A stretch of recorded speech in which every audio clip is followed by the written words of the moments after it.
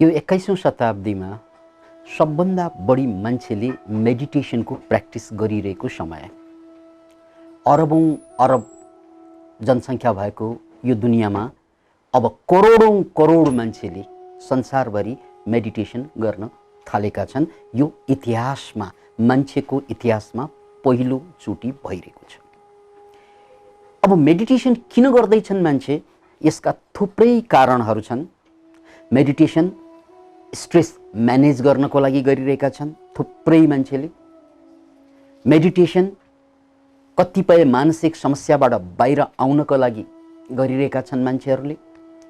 Meditation मानसिक शान्तिको लागि गरिरहेका छन् मान्छेहरूले। एकै शब्दमा भन्ने हो भने मेडिटेसन गर्नुको मान्छेका विभिन्न कारणहरू हुन्छन् र त्यो कारण बाहेक मेडिटेसनको उद्देश्य भने अर्कै छ। यहाँसम्म कि मेडिटेसन अहिले बढी पैसो कमाउनको लागि पनि गरिरहेका छन्। दिनको 15 मिनट दैनिक मेडिटेसन गर्ने व्यवसायीहरूले बढी भन्दा बढी पैसा कमाउन सफल भएको प्रमाणित भएको छ। दिनको 15 मिनट मेडिटेसन गर्ने विद्यार्थीहरूले पढाइमा राम्रो गरेको रेकर्ड भएको छ। यसकारण यस्तो लाग्छ कि मेडिटेसन जीवनको हर पाटोमा यसले काम गरिरहेको छ।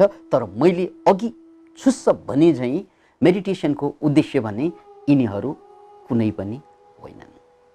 मेडिटेसनको मूल उद्देश्य भनेको आत्मज्ञान प्राप्त गर्नु। याद राख्नुहोस्, आत्मज्ञान प्राप्त गर्नु। र यो ज्ञानभित्र पूर्वजन्मका ज्ञान, यो ज्ञानभित्र परचित्त ज्ञान, अरूको चित्तको ज्ञान र आफ्नो चित्तको त ज्ञान हुने नै भयो। आफू को हो त चिनिने नै भयो। त्यसकारण मेडिटेसनको मूल उद्देश्य भनेको ज्ञान हो।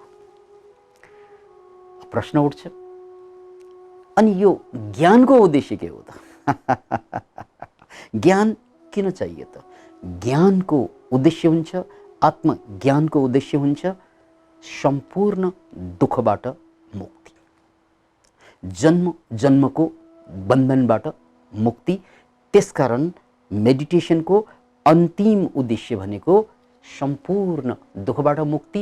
अर्को शब्दमा भन्नुपर्दा मान्छे आफ्नै मानसिक बन्धनमा फँसेको हुन्छ र यो मानसिक बन्धनबाट मुक्त पाउनु वास्तविक मुक्ति हो। अतः मेडिटेसनको उद्देश्य आफैबाट मुक्त हुनु हो। र आफैबाट मुक्त भएपछि के हुन्छ त? हो, त्यही बेला पहिलोचोटि मान्छे अनन्त आनन्दको अनुभूति गर्छ। याद राख्नुहोस्, अनन्त आनन्द, यसलाई शब्द दिएको छु अनन्त, किनकि यहाँ अन्त्य हुँदैन। जसरी आकाशको कुनै अन्त्य हुँदैन, त्यस्तै यो मुक्तिबोधमा आनन्दै आनन्द मात्र हुन्छ। यसलाई प्रकारान्तरमा भन्नुपर्दा मान्छेसँग शरीर छ, मान्छेसँग चित्त छ, अनि मान्छे शरीरबाट चित्त, चित्तबाट शरीरमा घुमिरहेको हुन्छ। चित्त पनि म, शरीर पनि म। तर मान्छेले नबुझ्ने, नचिन्ने कुरा भनेको यो शरीर र मनको या चित्तको स्रोत छ, जसलाई आत्मा भनिन्छ या जसलाई चेतना भनिन्छ, परम चेतना। र त्यो परम चेतना या आत्मा या स्पिरिट जुन छ, त्यो मान्छेको जीवनमा कहिल्यै बोध नहुने कुरा, जबकि सारा जिन्दगी यसैबाट सञ्चालित हुन्छ। जुन दिनमा आत्माले छोड्छ, यो शरीर लास बन्छ।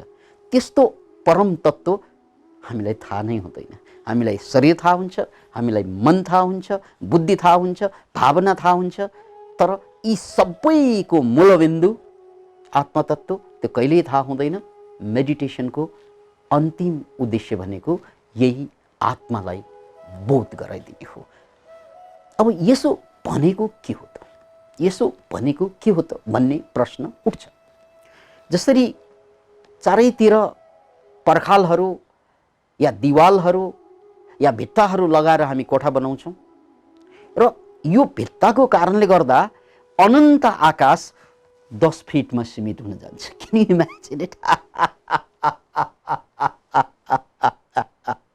आकाश त अनन्त हुन्छ, जति यात्रा गरे पनि जिन्दगी सकिन्छ तर आकाश सकिँदैन, त्यहाँबाट भर्खर सुरु भएको हुन्छ। त्यस्तो अनन्त आकाशलाई यदि हामीले पर्खालभित्र या वालभित्र कैद गरिदिउँ भने त्यो 10 फिटमा, 5 फिटमा, 4 फिटमा या 20 फिटमा कैद हुन्छ। बस त्यस्तै हाम्रो अनन्त चेतना, हाम्रो अनन्त आनन्द, हाम्रो अनन्त शान्ति, हाम्रो अनन्त ज्ञान जम्मै विचारको पर्खालमा, भावनाको पर्खालमा, शरीरको पर्खालमा गएर ठोकिन्छ। त्यसकारण मान्छेले जिन्दगीभर जति प्रगति गरे पनि उसले शान्तिको अनुभव गर्दैन, किनकि ऊ ठोकै छ। ऊ कहिले विचारमा ठोकिन्छ, कहिले भावमा ठोकिन्छ, कहिले शरीरमा ठोकिन्छ, कहिले परिवारमा ठोकिन्छ, कहिले संसारमा ठोकिन्छ, किनकि उसले अनन्त आकाशलाई 10 फिटमा कैद गरेर बसेको छ, जसलाई घर भन्छ। अब कल्पना गर्नुहोस्, यो पर्खालहरूलाई भट्काइदियौँ भने, यो वालहरू भट्काइदियौँ भने यो 10 फिटको आकाश अनन्त आकाश बन्छ। त्यस्तै मान्छेको अनन्त शान्ति, अनन्त ज्ञान, अनन्त प्रेम, जसलाई अनकन्डिसनल लभ भनिन्छ, त्यसलाई छेक्ने रोक्ने काम कसले गरेको छ त? त्यही विचारले, विचारको पर्खालले, त्यही भावको पर्खालले, त्यही शारीरिक मोहको पर्खालले। यी कुराबाट बाहिर निस्कनु, म विचारबाट, तर्कबाट, बुद्धिबाट, गणितबाट जसले मलाई सञ्चालित गरिरहेको छ, अब म ती सबैबाट बाहिर आएँ। जसरी पर्खाल भट्काएर 10 फिटको कोठा अब अनन्त आकाश बन्छ, त्यस्तै मैले विचार भट्काइदिएपछि, किनकि मेडिटेसनको मूल उद्देश्य विचारको श्रृङ्खलालाई भट्काइदिने, मेडिटेसनको मूल उद्देश्य भावनाका श्रृङ्खलालाई, कल्पनालाई, सपनालाई, भावनालाई सबैलाई भट्काएर बाहिर निस्कनु। त्यसकारण त यसलाई आजादी भनिन्छ, स्वतन्त्रता भनिन्छ, मुक्ति भनिन्छ, मोक्ष भनिन्छ, किनकि अब म विचारको घेराभित्र छुइनँ, अब म भावनाको घेराभित्र छुइनँ। बस त्यहाँ बोध भइसकेपछि अनि मान्छे, सबै दुनियाँका जति पनि मान्छेहरू छन्, ती सबै मान्छेले सेयर गर्ने आत्मा एउटै हो भनेर बुझिन्छ। जसरी सबैको आकाश एउटै होइन र, तपाईको आकाश र मेरो आकाश फरक हो र? हो, तपाईको कोठा र मेरो कोठा फरक छ, तर तपाईको आकाश र मेरो आकाश फरक छैन।